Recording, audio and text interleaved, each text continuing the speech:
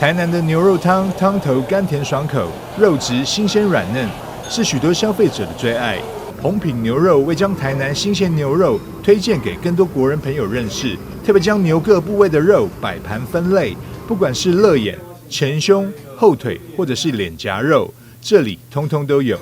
全牛宴里面呢，它包含脸颊肉，然后各个部位不同的肉，然后包括内脏啊、牛心、牛肝、牛肚啊。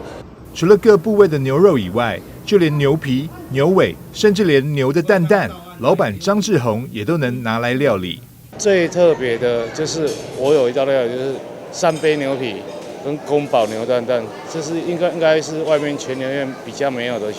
一般外面全牛只是牛肉而已，但是我是真正的把整只牛端上桌。这道全牛宴几乎将牛的全身上下通通下锅料理了一遍。张志宏也依照各部位的肉质与口感，精心研发出3杯牛皮、宫保牛蛋蛋、九尾鸡牛鞭汤等特殊风味的菜肴，希望能给喜欢大胆尝鲜的朋友一个独一无二的用餐选择。记者张寿维台南报道。